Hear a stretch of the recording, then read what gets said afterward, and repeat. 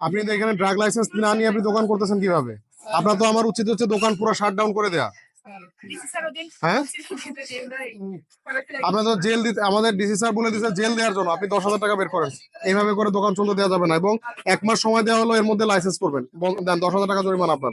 কোনো কথা বলবেন না, আর কোনো কথা বলবেন না। আপনি এরকম হাসপাতালের সামনে লাইসেন্স ছাড়া কিভাবে আপনি দোকান দিচ্ছেন? আপনার দোকানের সামনে কতগুলো, এই যে ওনার কতগুলো, হ্যাঁ, আপনারা লাইসেন্স বিন কোনো দোকান থেকে ওষুধ কিনবেন না। ঠিক আছে, ঠিক আছে, আরো দোকান আছে, সেগুলোর ব্যবস্থা করবেন। কারণ আপনারা যদি এদেরকে দেন, তাহলে এরা লাইসেন্স, আরো দোকান উৎসাহী হবে লাইসেন্স না করে ব্যবসা করার জন্য। দেন, জরিমানা দেন।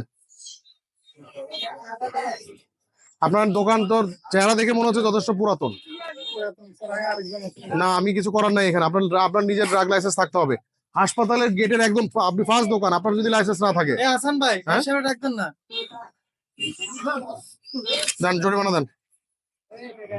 আমাকে বলা হয়েছে এটা যে মানে জেল দেওয়ার পর্যন্ত বিধান আছে এখানে। আমাদের এখন কোনো কারণে ওনার ওনার অভিযোগের অন্ত নাই, জরিমানা ওইটাই থাকবে। এখানে লাইসেন্স নাই, দোকানে ফ্রিজ নাই, কিন্তু মানে ফ্রিজে রাখতে হয় এমন ওষুধ বিক্রি করতেছে। ফিজিশিয়ান স্যাম্পল পাইছি, মেয়াদ উত্তীর্ণ আইটেম পাইছি, এই ওনাকে জরিমানা ওটাই থাকবে 40-এর খতে। দোকান হলে সমস্যা ছিল না, ওষুধের জিনিসগুলো সেন্সিটিভ। আপনার এখান থেকে যে টিডি ভ্যাক্স বলেন বা যে কোনো একটা, যেটা ফ্রিজে রাখতে হয়, আপনি কেন এটা বলেন? আপনার দোকানে ফ্রিজ নাই, তাহলে আপনি এই জিনিসগুলো কেন রাখবেন? আপনার দোকানে ফ্রিজই তো নাই, এই মাত্র আসুক আর যখনই আসুক, এটা তো ফ্রিজ নাই আপনার দোকানে, তাহলে আপনি আরেকজনের দোকান থেকে কেন এটা করবেন?